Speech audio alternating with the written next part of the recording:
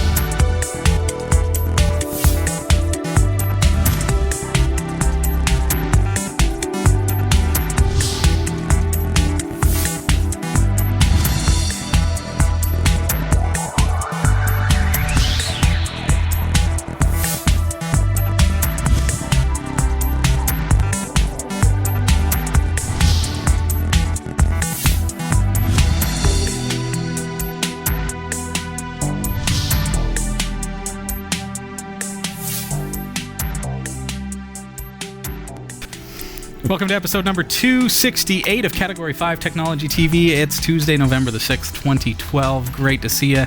Nice to have you joining us tonight. It's nice to be here. How you been, man? Nice You look to great. see you all out there. You're looking great. Yeah. Okay. Everybody's just looking just wonderful today. Just wonderful. Must be something in the positioning of the moon. Something happened. It's getting cold out there. Yeah. Uh-oh. I just wiggled the camera. I'm going to be in trouble. I'm already in trouble here in the Cat 5 studios. There's so many cameras now. It's hard not to jiggle one when you move something. How's Robbie doing? Doing good, man. Good. Yeah, it's been good. Yeah. How about you? It's good to be here. I've missed a pile of shows. This is 268. Yeah. When was the last one you were here? 54? The anniversry. No. The anniversary? No, you're right. You were here the week after the anniversary. It's a blur. Yeah. It's a blur. It was a good show, too. There was Jack Daniels in my coffee that night. I didn't do that. No. It was that Sasha. She's a bad one. He's hinting at his disappointment that there's not Jack Daniels in the coffee. I can tell you right now there is not. Eric, we've got an exceptional show tonight. We've actually got a very special guest joining us. Bodgan Oros is joining us from Romania. Wow. And is here to talk with us about, now we're uplinked directly to his office in Romania. We're going to be talking about Endpoint Protector, a very, very cool technology to protect your business from data leaks, data theft. We're going to be talking all about that with some product demonstrations and just to familiarize us with this fantastic product that Bodgan has been working on bringing into Canada and the United States. So very excited about that. Stick around. We've got your viewer questions as well, and lots going on tonight. So we should get right to it. I'm going to tell you what's coming up in the newsroom. All right. There are plans to revamp UK government websites, which could save a ton of money and keep you away from government lineups. Or as they call them in the UK, queues. The queue. Queues. Yes. Yes. According to Tech Republic, 74% of organizations have no plans to deploy Windows 8. I heard that. A Facebook loophole made some account accessible without a password. Some accounts, I'm assuming. I must have copied that down wrong. The classic video game Elite is getting a modern remake thanks to crowdfunding. Wow. And Google's new Nexus 10 tablet beats Apple's Retina display at 300 dpi. Stick around. These stories are coming up later in the newsroom. That's awesome. Eric, don't forget, if you've got your mobile device, bring up m.cat5.tv. That's our mobile website, and that's got some really cool features just for you. I would, but some tyrant told me I had to turn off my wireless when I walked in unbelievable. tonight. Unbelievable. I can't work under these conditions. Unreal. Well done. We've got an we've got an exciting show for you, so we're going to take a really quick break, and Bodgan will be joining us in just a moment's time. Be ready in the chat room as well. You're going to have some questions for him, and we welcome you in our chat room, Category 5 on Freenode, or just visit our website, category5.tv. You'll find the links there. We'll be right back after this. I'll be here. At Eco Alkalines, we believe you should be able to trust your batteries not just here, but here, and here. But with one exception, you should also be able to trust your batteries here. Eco-alkalines are the world's first and only certified carbon-neutral battery manufactured to the highest standards of recycling and quality, without any trace amounts of harmful chemicals like mercury, lead, or cadmium. Eco-alkalines provide performance that rivals leading national alkaline battery brands at a comparable price. Find out more about the Eco-alkalines difference. ecoalkalines.com. This is Category 5 Technology TV. I'm your host, Robbie Ferguson. And I am the gang or the co-host. Oh, I'm Eric Kidd. Good to be here. And all of the above. Hey, we are joined tonight by Bodgan Oros, who is here joining us via Skype uplink. We've got an uplink to his computer screen as well. We're going to be looking at his product, Endpoint Protector, joining us all the way from Romania. Bodgan, it is so good to have you here. Welcome to the show. Hello, Robbie. Hello, Eric. Thanks for the invite. It's a pleasure for me to be here for the first time for the Category 5 Technology TV.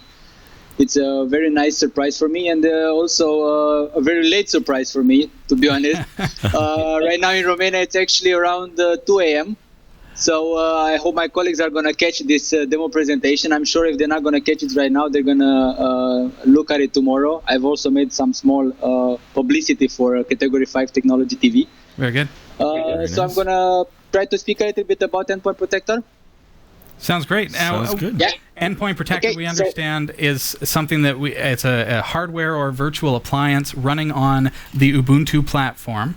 Just had to throw that in there because we've got a lot of Ubuntu fans in the chat room and a couple of people that actually work for Ubuntu as well at Canonical. But certainly is an appliance that allows you to monitor and protect your business network from data leakage, which is private confidential data being taken outside of the company accidentally, or even data theft where it's actually done on purpose. You're able to protect that. So tell us a little bit about the product. We'd love to know more about this exciting product.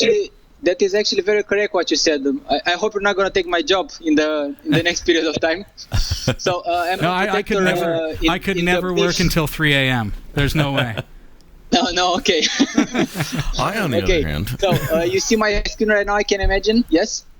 Yeah, I'll bring it up for you. What Endpoint Protector is actually doing, it has 3 important modules with which we try to keep the data in the company. So first of all, what we do is that we provide device control, where we have the possibility of blocking users who bring unwanted devices to the network, to the company's networks. On these unwanted devices, you can have viruses like Configure, or you can take confidential data out of the company. So this is the first module, one of the most important, it's device control.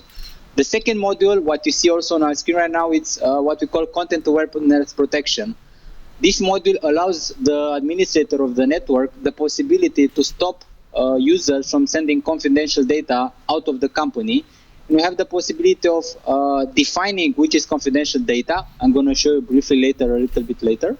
And then we have the possibility of defining the applications which we want to protect, on which data can be leaked out of the company. This is the second module. And the third module is the most recent one that my colleagues were working. We actually had a press release earlier today, and it's called Mobile Device Management. This gives the IT administrator the possibility to protect smartphones and tablets which are running iOS and Androids on them.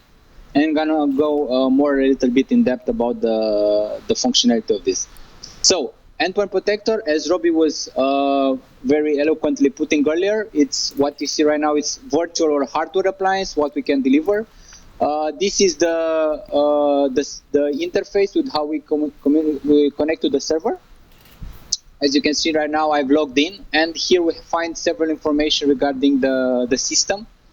And I'm going to show you, let's say, some small functionalities of the app just to get you a small teaser of it.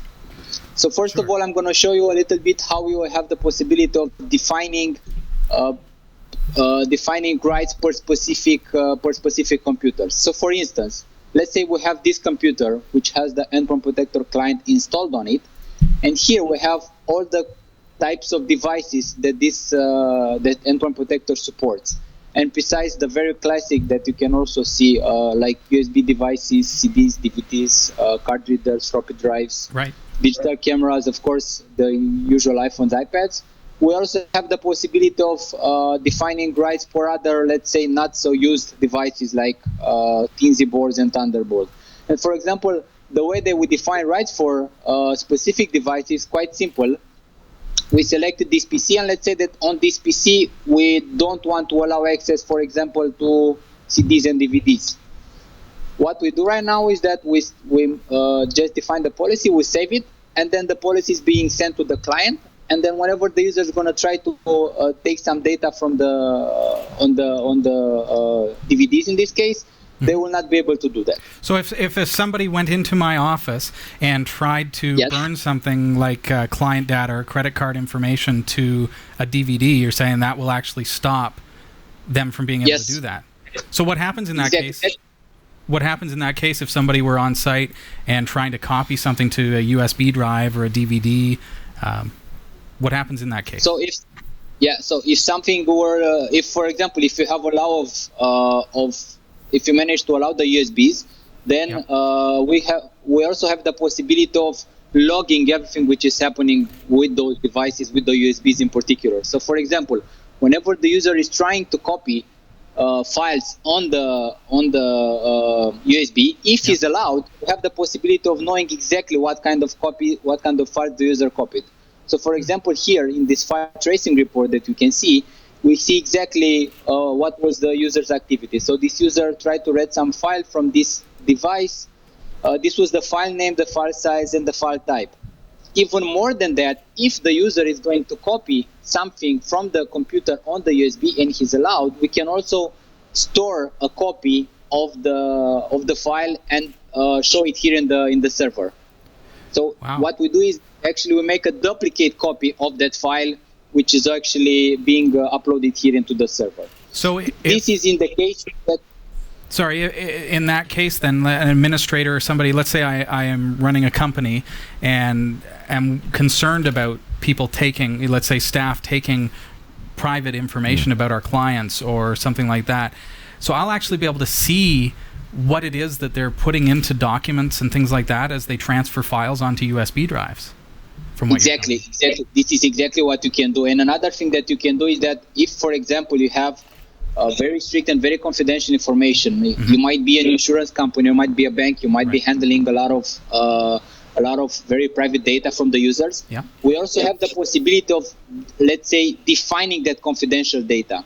And when we mean confidential data, we refer to strictly three important pillars that we can define. So first of all, what we define confidential data as specific regarding file types. So for example, we can stop people from sending certain file type over the internet or over certain USB devices. And here in the interface, it's very cool because you can define it in a very easy way. For example, you want to make a policy where you don't allow Excel files to leave the company's premises or to leave the company's premises. You just save the policy, and whenever somebody is going to try to send that information over the internet, the Excel files, they will be blocked from sending it. And of course, we can define those policies specific for different users, different computers, depending on how the administrator wants it. So this is why the solution is quite flexible. To put it like this.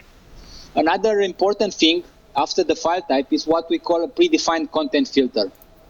What does this allow is that, for example, in the event that the user has that the company is working with confidential information such as credit card information, such as social security numbers, IBAN numbers, we can define policies where, for example, we stop people from sending out on the internet information like, let's say, Visa, for example, Visa credit cards. So how we do this is that we just save the policy is being sent to the client. And now when I'm going to try to transfer a file which has my credit card information on it,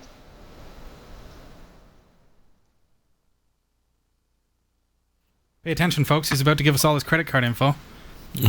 Go look at it. So as you see, you also see that you have, I don't have the permission actually to send this file over the internet. I open it with Outlook because I was also protecting, this was the policy. But even though you were stopped from being able to send that, to transfer that over the internet, you do personally still have access to that file? Like, can you open that file locally? Yeah, I can open that file. And I can show exactly. So this is the file, and I will change one number from this. So now it's not going to be a valid credit card information. It's just going to be a simple random seek of numbers. Okay. And I'm going to save the file. And now, due to the fact that it's not a valid credit card information anymore, I should be able to send it over the internet. So the Endpoint Protector appliance, in fact, validates the credit card data first, confirms that it's a valid credit card. So what the Endpoint Protector actually solution is doing is that it's looking in the document and it's looking for these patterns, where in this case it's a credit card from Visa, but it's looking for different patterns that can be defined by the administrator. And as you can see, if I change the pattern and I change the number of the credit card, then the user can send this information. I can send it to myself, for example. And now I am allowed to send this information because it's not a valid credit card information and it anymore. Just went. So I'm to understand that that the system itself doesn't know your credit card. It's not looking for your credit card number within the document. It's looking for any valid credit card information or private information. For any valid credit card information. I see. Any valid credit card information. You can also give me your credit card information to put it there. We could always just give it a try, you know? I'm just curious in this manner. So this is another filter that we provide. So this is the predefined content where we give a sequence of, we know exactly how a pattern of Visa card should look like, and we know exactly for a kind of pattern of numbers to look for in the document. The third filter regarding this has to do with what we call the custom content filter, where the administrator can define himself some regular expressions which shouldn't leave the company. So, for example, you can make something like a dictionary. In this case, I can put a confidential dictionary, which is already here, and you can define in this confidential dictionary list of terms which shouldn't actually leave the company. Wow. So here, we define any type of word. So, for example, you can put anything which is connecting the word Robbie to not leave the company's premises. We just save the dictionary, and then whenever somebody or whenever some of the users to which we assign this dictionary are going to try to transfer any documents which will contain these words, then the Endpoint Protector client will stop them from sending those information over on the internet. And of course, that saved the company a lot of problems due to the fact that a lot of people take confidential data and they can also live with it, and they go to the competition and they can. I suppose if you're in a large scale company, you know, say 500, 1,000 users, there's a very real potential that somebody could walk away with confidential data for malicious purposes. To be honest, we have implementations running from 10, 15 computers. So this is also a problem that is also for the small and medium companies. It's more, let's say, stringent for the larger organizations due to the fact that they need to comply with a lot of regulations. But also right now the regulations are being also enforced on medium companies and also small companies due to the fact that some of them have a lot of intellectual property on those computers. Of course, this will help them keep their data in and keep them protected. Fantastic. This is Category 5 Technology TV. We're joined tonight by Bodgan Oros, who is joining us from endpointprotector.ca, and we're talking about the Endpoint Protector hardware and virtual appliance tonight. And you can find out more on the website, endpointprotector.ca, there on your screen. And of course, join us in the chat room. Category 5 has a chat room on our website, category5.tv. And if you have any questions at all, feel free to cite those there. And we are getting a few in the chat room. And for example, if you could tell us, maybe let Bogdan know a couple of the questions. What if you had say your credit card number was 11111222222, and you just changed that to some cipher that changed it from a numeric character to an alphabet like A, B, B, B, B. Would I be able to send out that information? Yeah, that information I'll be able to send, because that's not so when Endpoint Protector looks, it looks exactly for the pattern of how the credit card looks like. So if you assign, I don't know, certain numbers or something like this, if you can make something like I don't know, some little cryptographic. routine that would change all ones to A's and all twos to B's and all you mean C's a to cipher? 3's. Yes, that's what okay. Cipher. I So said. yeah, in case of that, we don't offer any protection in case of the cipher. Just offer protection. We know how the credit card type of data looks like, and we always know how to scan it, and we always identify it based on the specific pattern that it has. Okay, so I might be able to send out that information and reconstruct it at my place or whatever. Another question was, can you prevent printing of information? We have the possibility of blocking here in the interface. We have the possibility, for example, to block for certain users, certain computers, to block the printers. Printers is a special category. For example, we just put them here in deny access. We save the policy, and then in specific for this computer, you're not going to be able to allow printing. So this is what we can provide for this feature. Now, a common thing that I've heard of is, in order to get around these kinds of barricades that companies put up, somebody will just go and take screenshots and just email those screenshots to themselves. Yeah, we also have a protection for this, for screenshots. So what we can do is that we have the possibility of actually blocking the print screen possibility. If you can see right now in my screen. So we have, whenever the user is trying to print screen something, we can block him from doing that. And of course, we can do that for different users, for different groups, different computers. Again, flexible depending on what the company's needs are, because maybe some of the departments are going to have confidential information on them, and maybe some of them are not going to have that important information in it. So for them, we don't need to define such strict policies. I see. Okay. So what we have here then with Endpoint Protector is primarily a hardware device that goes into your network and provides a drop-in like piece of hardware. Is it like a proxy or a firewall? How do the devices connect to the server, and what stops the network from copying things? Okay. The way we run the devices is that my colleagues from the technical team did an awesome job where they made, let's say, an integration of the hardware and software. And what you need to do as a user, as a company who is our customer, the only thing that you need to do is just get this hardware appliance that you can provide already with the operating system, with Ubuntu running it, with Endpoint Protector server running already on it. The only thing you need to do is just connect it in your network, assign it an IP, and then the server part is already running. Then the only thing that you need to do is just deploy the Endpoint Protector client on the PCs or the Macs that you want monitor, because we can also have the possibility of protecting Macs.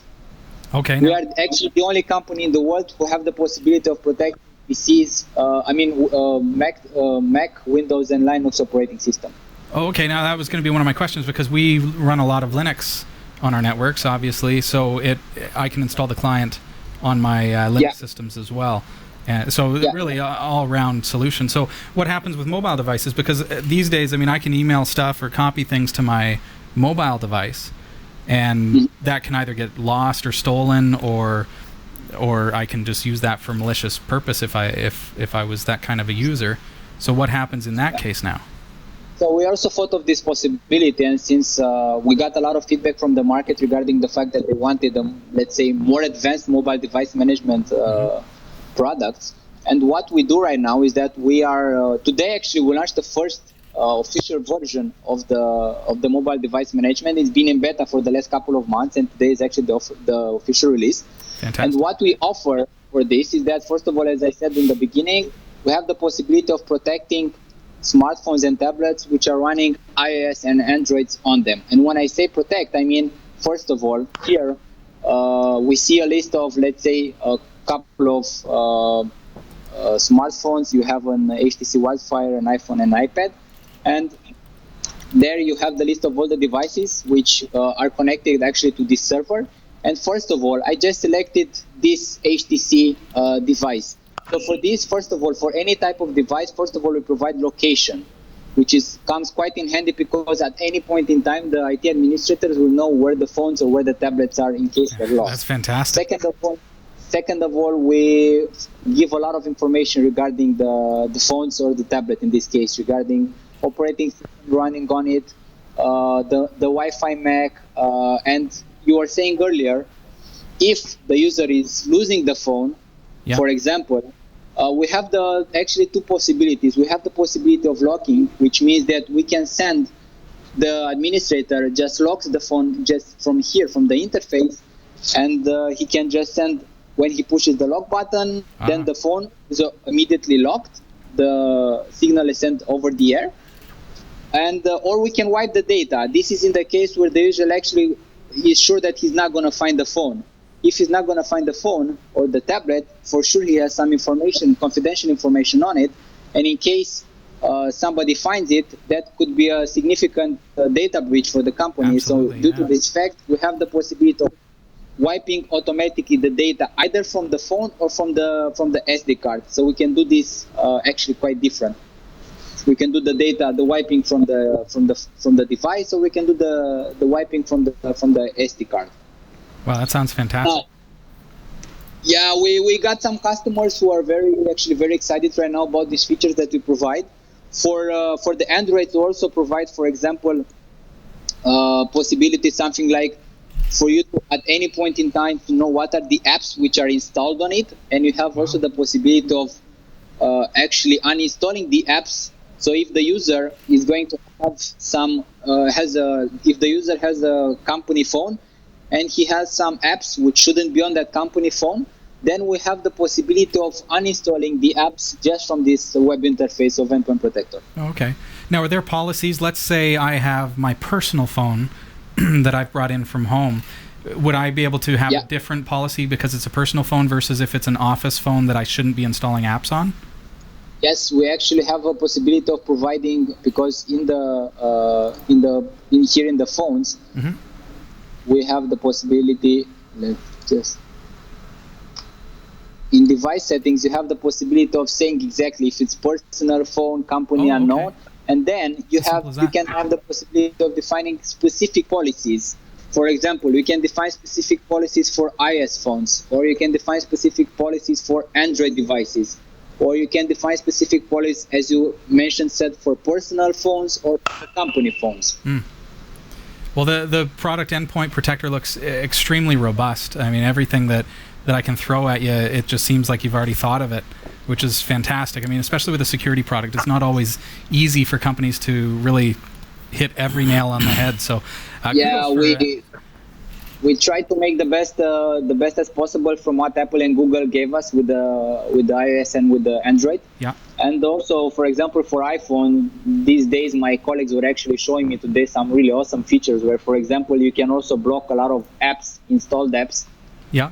From working. For example, if the user doesn't need it, you can allow Siri or not. You can allow some apps, something like FaceTime, the use of camera, so that you cannot take pictures or something like that. So we can also have information like that. You can also allow YouTube or not. Okay.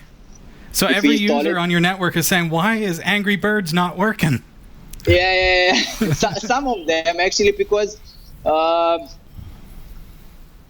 for example, we also, when, for example, you're running an app like YouTube for iPhone right now, yes, we actually, when we don't allow you to run it, you're not going to be able to find it.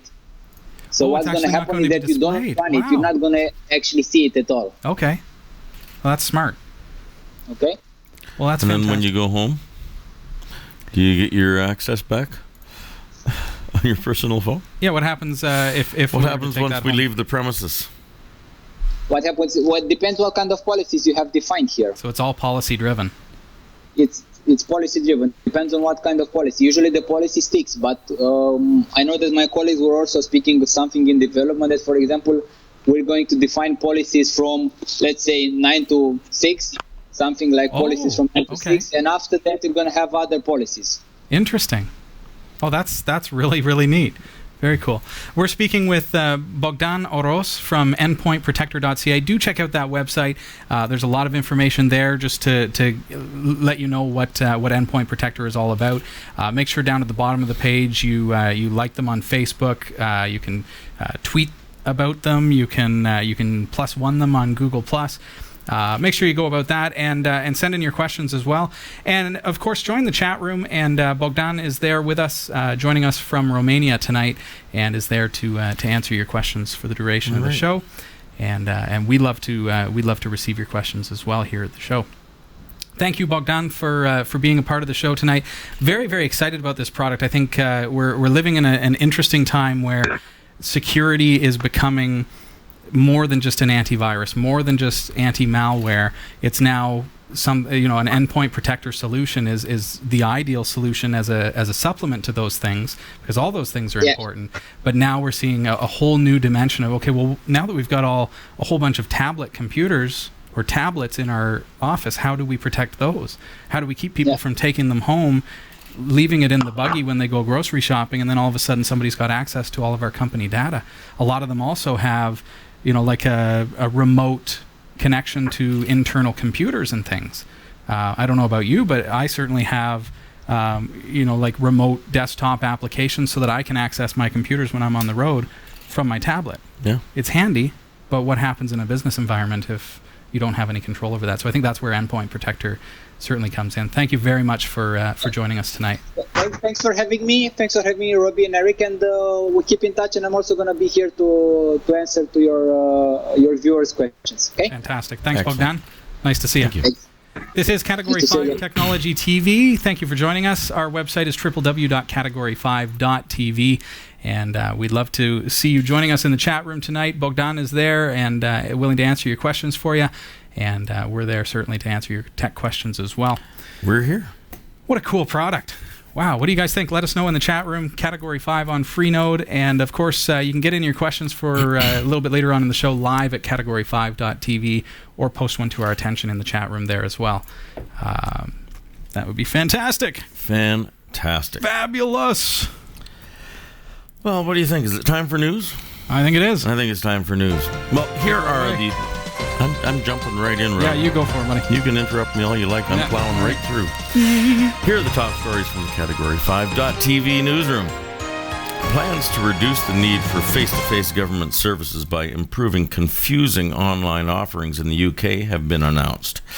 The Government Digital Strategy Report acknowledged that most people rarely use online government services.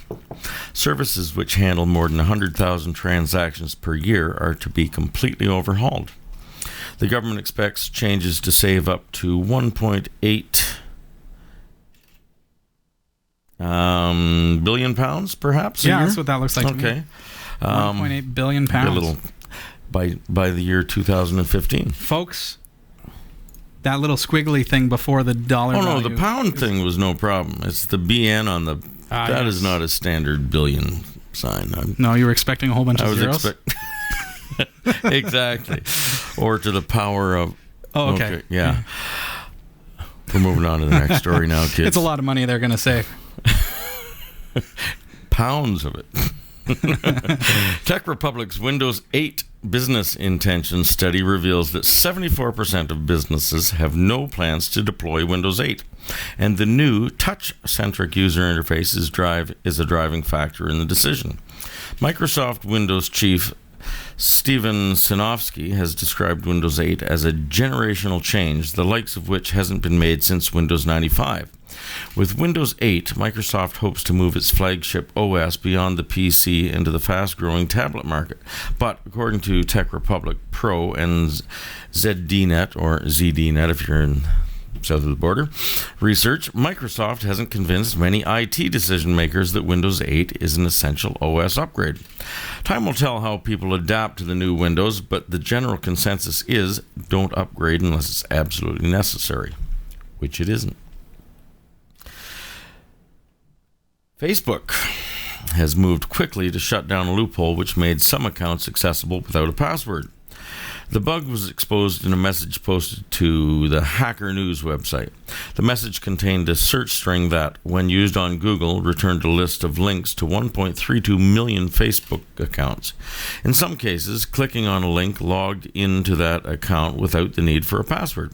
All the links exposed the email addresses of Facebook users. I'm just really glad that I wrote in the long form million instead I was really glad you did that, too. MN would have just thrown you right off. In an official statement, Facebook said the links were sent directly to private email addresses to help people easily access their accounts, and we never made them publicly available or crawlable. Yikes. Crawlable word? I guess it is. Well, it's a quote, so it must be. However, it said the links were then posted elsewhere online, which led to them being indexed on search engines. Wow. So a big player like Facebook literally creates a system that allows people access to the accounts just by way of a link. Nice. And thinks nobody's going to exploit that. Danger. Trusting souls. Yes. Boy, oh boy. The classic video game Elite from the early 80s is getting a 21st century makeover. It needs one. David Braben, one of the creators of the original, is seeking £1.25 million. That's close to $2 million via Kickstarter to fund the updated version. Called Elite Dangerous. Elite Dangerous. It will involve the same mix of interstellar travel, trading, piracy, and spaceships as the original 8-bit game. Those who pledge cash to the project will also get a chance to shape the development of the updated version. That's amazing. How cool is that? That is so cool. And I should just make mention that the screenshot is from the release in 1984. That's not the new one? That's not a screenshot of the new one, believe it or not. Darn. Yeah, that's the old one. Google has announced that the Nexus 4 handset and Nexus 10 tablet will go on sale in just 2 weeks. The handset can be used as a game controller when wirelessly connected to a TV, and Google said that the screen of the new Nexus 10 tablet has the world's highest resolution display, better than Apple's impressive Retina display. Yep. The Nexus 4 smartphone has a new panoramic camera tool called Photosphere, which Google claims is unlike any panorama you have ever seen. They said on their blog, snapshots up, down, and in every direction to create stunning 360-degree immersive experiences. Immersive experiences. In addition, users will have access to Google Now, which flags up flight alerts, hotel recommendations, and package tracking based on the user's location and the contents of their previous email messages.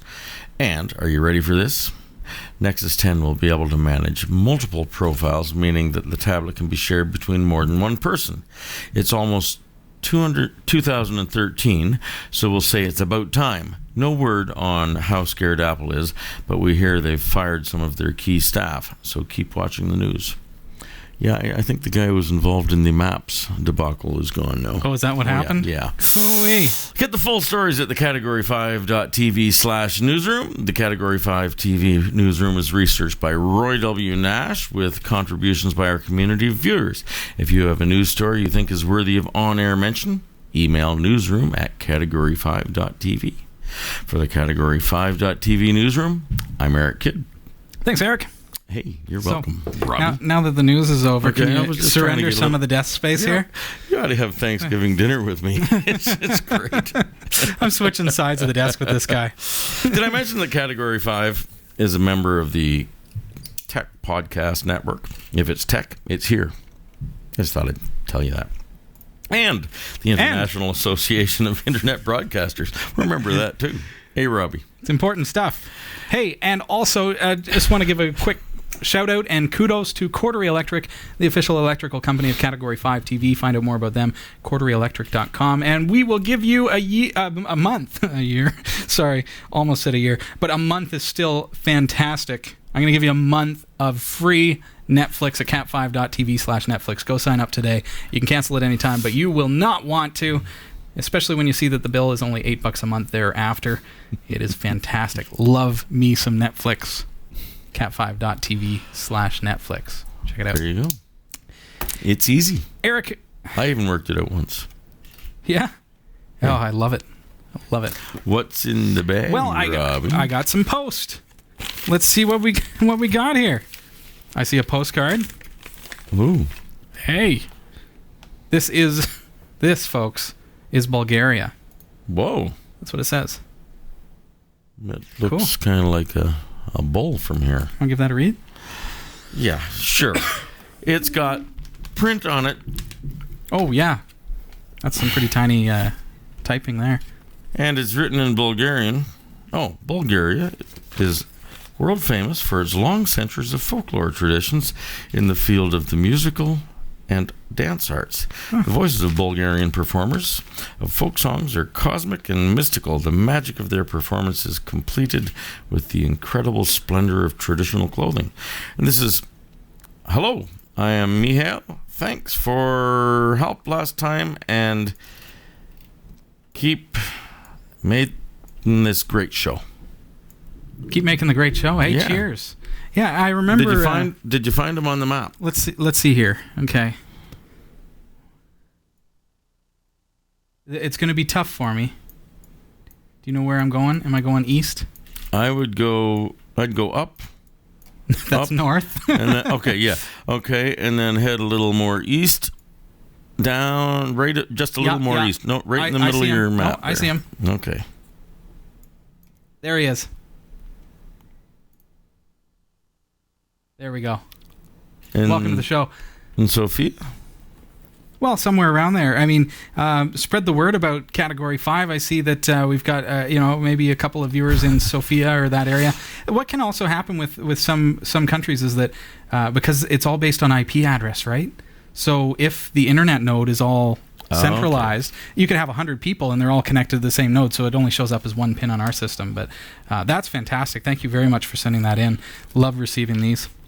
Yeah, actually, you'll have that when you're doing some polls. I used to have some questionnaires on the website. Oh, yeah. On the TV station, but internally, we look to the world like one IP address. Right. So yeah, that's the tough thing for, too.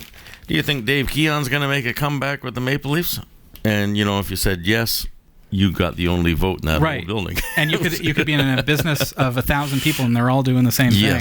So everybody's watching the show, but it still only shows up as one person. One person gets to vote. This was interesting because this came as part of this package, and nobody knew what the contents of this were, just because we're English here.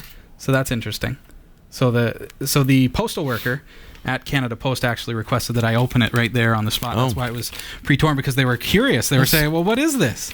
They didn't know what it was. What, Google They let it through, though. Google Translate wouldn't do that for you? That's cool. So a little gift here from our friend in Bulgaria. Wasn't that cute? Oh, that is very cool. Look at that. The genuine article. You can't get any more genuine than that. What I'm thinking is here, we'll just toss this in the garbage and put this up here. Get rid of Spock, and there you go. Could you see that okay? That's awesome. Thank you so much. Uh-oh. Am I just being a little heavy-handed? We need to unwrap it. We have to unwrap it? Here, let's see. It's kind of like my friend Kevin. His mom still had the plastic on the couch when we'd go over to the house. Probably just didn't trust you. And also a magnetic calendar right from Bulgaria for 2013 as well. Put that on your flash drive, because the magnet will be fun for that. There you go. That's very cool. Thank you for sending in the gift. So I can play with this bag right near my microphone for the rest of the show? No. Sorry. I even like the bag. That's cool. We love receiving your postcards, little gifts like that. That means a lot, and we'll put that up in the studio. And you're right. I don't even know what the tape says. Yeah, the tape is tough to read. Caution contains dangerous goods. You can send in your stuff. Send in a postcard in particular. But if we appreciate this stuff too. Thank you very, very much to our viewers. Category 5 Technology TV, Postal Box 29009, Barrie, Ontario, Canada, L4N7W7. Thank you so very much. Spock was going to moon you. Oh, dear me. Just can't take this guy anywhere, eh? You invited me to the studio. It's your own darn fault. Whoops. So tell us what's going on here? Oh, yeah. I left my beard at home. Oh, okay. It was a removable one. It's, there's prostate cancer and mental health, men's mental health. There's a move to try to raise awareness for that, and it's called Movember, as in November with an M. So the push is to get as many gentlemen to grow a mustache for the month of November. And I'm not above begging for donations for this. That's a good cause. So it's a good cause. There's my picture of the day. That was yesterday. I shaved it. Are you going to be able to bring that up? There I am. So this is day 2 after I shaved. I shaved yesterday. And as you can see, if you get a close-up here, I've got a little bit of stubble starting up here already. All right. Very cool. So there's a link there. So people can make donations directly through the that website. So that's Mobro, MOBRO.co, not .com, but .co /Eric Kidd. That's Do you need the ca.mobro.co? Mobro.co /Eric Kidd. I don't need the .ca first? No. I thought I did. And what I'll actually do, I'll put a link for that in the show notes for episode number 268, so people can donate to the cause right there. Absolutely, you Fantastic. can do it right there. So you have to send us pictures. So how do I look? Looking good. My neighbor came out to see who was stealing my car. Yeah. I teach a class of guitar students, and a couple of the kids were saying, "Where's Eric?"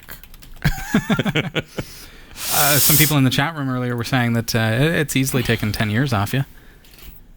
Well, there you go. You ought to see me on the ice. I'm playing hockey no, actually, it didn't improve my hockey. It's getting cold out there, though. So I haven't played hockey. I haven't played hockey since I shaved it off. So we'll see. All right. We'll see. Tonight's the night. Very good. So, folks, if you can support that cause for prostate cancer and men's mental health, it's mobro.co /Eric Kidd. And Eric, I'll get you to now. Are you updating that profile with your picture? I think you need ca.mobro.co /Eric. No. Kidd. No. You're right. That is one ugly. Don't listen to him because it came up with a bunch of errors. That is ugly. All right. Sorry. The one that I typed worked just fine, Eric. Well, let's try this again. Maybe I spelled my name wrong. But I'll post a link for you in the show notes, episode number 268. Okay. All right. Thanks, Eric. Now I'm concerned. There you go. That one worked. No, Leave it to Robbie. there it worked. Yeah. Oh, okay. All right. He's just learning short links, folks. Well, I mean, you show him a short link, and it's crazy. What do you mean it's not .com? What's .co? Hey, you know what? Is it .co.uk? I just noticed my team, which is from a pub where I play some music now and then. I'm leading. Well, there you go. I'm leading in donations. So there you go. Well, folks, you can help Eric whoop the rest of the team, raise some money for a good cause. There you go. Yeah. Yes, indeed. So we've got your viewer questions, Eric. I'll get you to pull up the viewer questions because we've. You'd like me to ask some questions? I'll do them quickly. Yeah. Here's one from Jebster. Hey, Jebster. Hi, Robbie and Eric. Wow. I'm not gang or They're getting good. Co-host. I am Eric. Thanks for answering my question about setting up Samba mount points to folders on my free NAS box. I will no longer have to remember to back them up.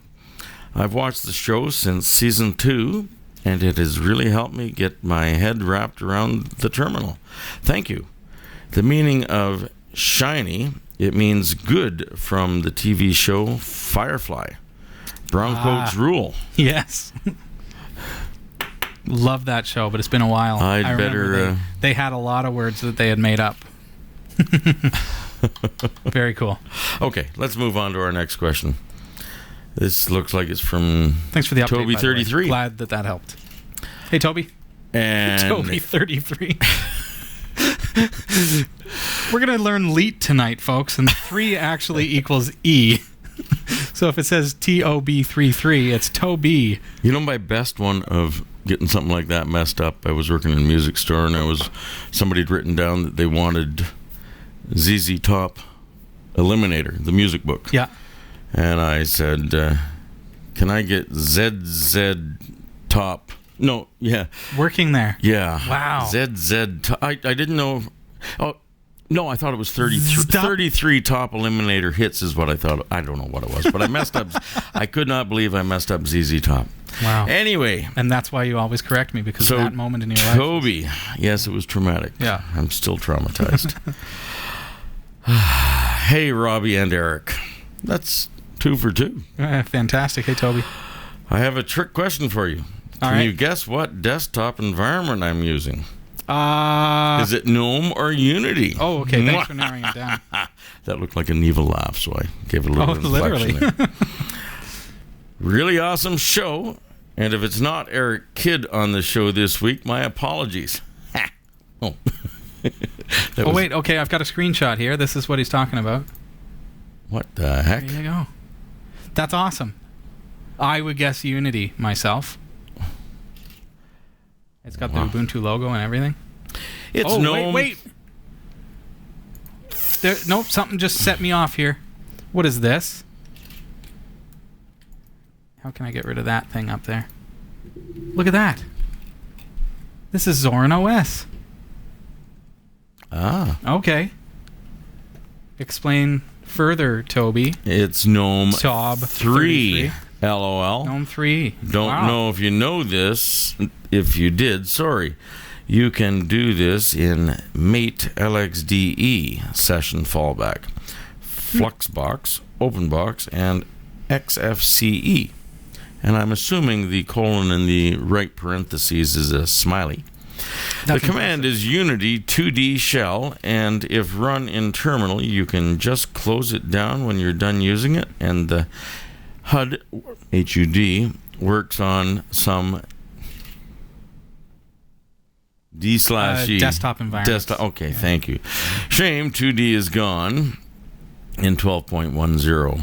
And then there's not a smiley, it's a tear. Could come in handy if you need the dash or HUD. Okay. That's awesome. I wonder if Zorin will take advantage of the fact that, hey, it looks just like Unity to me. I'd love to see what the dash looks like and when you actually click around. That's pretty cool. Not that I'm a Unity fan, but I mean that looks really similar. So I wonder if it's a port or what it is. Oh my. Cool. What do you got now? We have more. Thanks, Toby. I've got a question from John Zim here. Hey, John. Just posted on Google Plus a screenshot of you in your Spidey costume doing your show. Are you on Google Plus? We have a great community of Linux geeks. There's what we need, more geeks. Oh, what show am I at? Hey now. There it is. That is one folksy looking little setting for a couple of... Wow. That's awesome. Thanks for posting on Google Plus. Yes. Were you working out before that shot? I was for 8 hours straight. cat5.tv/G+, and that's spelled out Plus, so G+. cat5.tv/GPLUS. We'll take you to my profile. And in fact, I just started working on Google Plus page as well. But G+ is going to take you to our my main profile. You'll be able to find everything from there. And you'll see that there is a Category 5 TV page, but it isn't configured or active just yet. But do add that to your circles, because we're going to be adding some value-added stuff to our Google Plus page. You'll also see that through our website, we've really stepped up our Facebook presence. Twitter's doing fantastically well. I love that everybody is following us, the hosts of the show. But do remember that we also have Category 5 TV. That's that one down there just below Eric. Category 5 TV is our show Twitter account. So if you want to get some of the stuff that's just specifically about the show, tech news, all that kind of stuff, that's where you want to follow. And then, of course, following us individually, you're going to get to know a little bit about us individually, as well as some stuff that has to do with the show, because the show's a big part of my week. So it is a big part of your week. It is, yeah. But Facebook too, cat5.tv/Facebook. Twitter, I'm at Robbie Ferguson, at Kid Eric. At Kid Eric. I've been somewhat remiss in my tweeting. Yeah? Well, yes. You gotta work on that. It's important stuff, man. Some twit keeps tweeting about how many keystrokes and mouse movements he's been making. I'm almost about ready to untwit him. No. You talking about our What Pulse team? I've got a short link for everything, and I'm really throwing them off with these short links. But cat5.tv/whatpulse, or no, /pulse. Pulse. cat5.tv/pulse. If you want to know what he's talking about. I've been wrong before, but I think even Rachel's on my side on this one. Yeah, some people just don't get it. Garby is whooping me at the keystrokes. It tracks how many times you hit keys on your keyboard, and then posts it to it posts your progress. And then it sends it out to all the folks who thought you cared about them, but You really don't. You just load in their inbox. Anyway, we have another question here from Michael. Hey, Michael. Hello, Robbie. Hey. I have a question about Zorin 6. All right. I want to know if I can use the program WinSCP. That was an odd spot. I should put the question. I should rephrase. SCP, yeah. WinSCP. It's a file Unless you tell me which one is suitable for website maintenance. Thank you. Okay. Well, website maintenance. So the question is, do you need to use SCP, which is, I would think we're going to go with SFTP, SSH over FTP. A lot of people use FTP. I don't, because I like to use secure. So if you're using SCP, as far as the protocol goes, then certainly you might stick with WinSCP, but I use FileZilla client. I love it. It's funny, I've used WinSCP. It's just where I put my question mark is what happened there. Oh, yes. So when you set up your accounts and stuff in here, you can choose FTP, SFTP, FTPS, and FTP over TLS, SSL. FileZilla client is available for you through the Synaptic Package Manager. You're not going to have any trouble installing it, getting it configured. It's glorious. FileZilla. Oh, it's a really good program. There you go. Actually, I use FileZilla all the time. It's excellent. Great. It's terrific. I mean, as far as FTP, SFTP goes, that's the one I prefer. And it also allows me to right-click on a file on the remote server and click on View/Edit. And because I've set up my preferences to automatically open files in gedit, so /user/bin/gedit, so anytime I right-click on a PHP file, it opens it in gedit. I can make the changes, and I push save, and it automatically updates the file on the server. So I don't have to do the whole transferring back and forth and over and over. So that's the way I like to do it when I'm working with a file transfer program. It'll be FileZilla. So give that one a try. Let me know what you think, and if it meets your needs. We'd love to hear back from you and see what you think. Yes, and I also like the folder synchronization. Folders, not synchronization. like the visualization, and, and how you can actually, if I click on images on the local folder, it will change to images on the remote folder too, so that it's always, you're right, it's like it's synchronization as far as the view goes. I'm sure other folks have done that sort of thing. I know in the early years and doing that sort of thing, you drag something into the wrong folder. Yep. And crap. Yeah, exactly. So it helps save that for sure. It's really cool. Nothing like uploading the wrong index.php into the wrong folder. Oopsie. And saying, overwrite. Yeah. Okay, and Robert Grzinski is here. Robert, how are you, man? And also saying hi to Robbie and Eric. Fantastic. You guys are getting good. What a great bunch People of are viewers starting to use the calendar, which Yeah. our short link is cat5.tv/calendar. Surprise. That's baffling me. No, actually, the CA dot thing was on the Movember site, so I thought I was wrong. Yeah.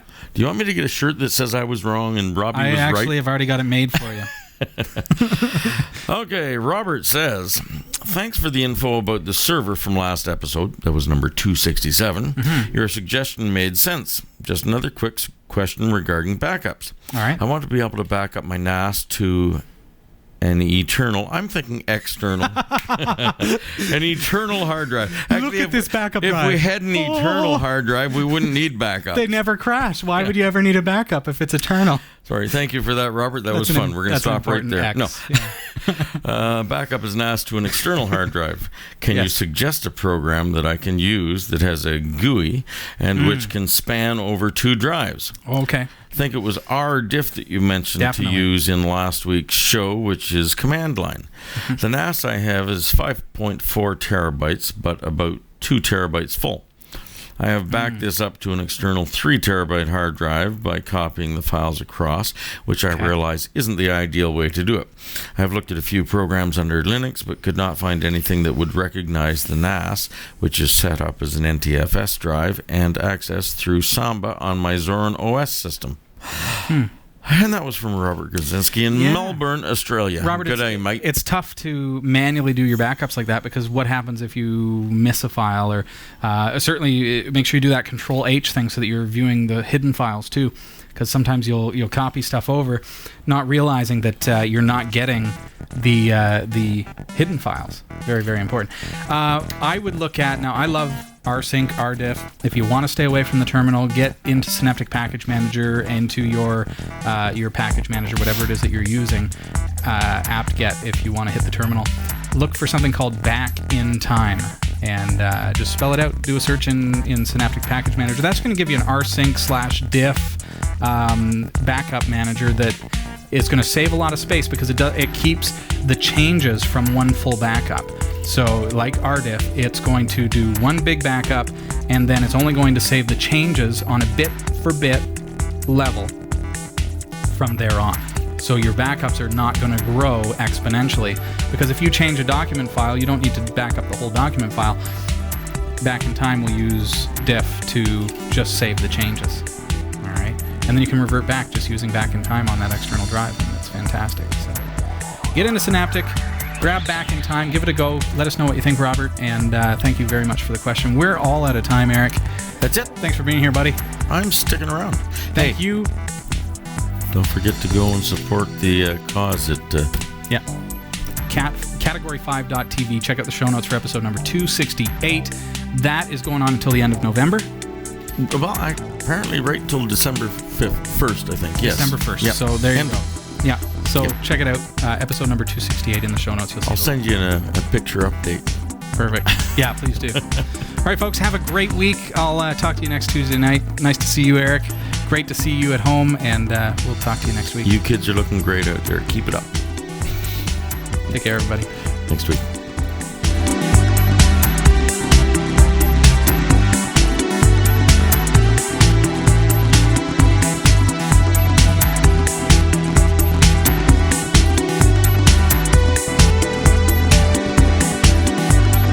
We hope you enjoyed the show. Category 5 TV broadcasts live from Barrie, Ontario, Canada every Tuesday at 7 p.m. Eastern. If you're watching this on demand or through cable TV, check out the local show times in your area at category5.tv and find out when you can watch live and interact in the community chat room. Category 5 is a production of Prodigy Digital Solutions and is licensed under Creative Commons Attribution 2.5 Canada. We'll see you next time. Thanks for tuning in.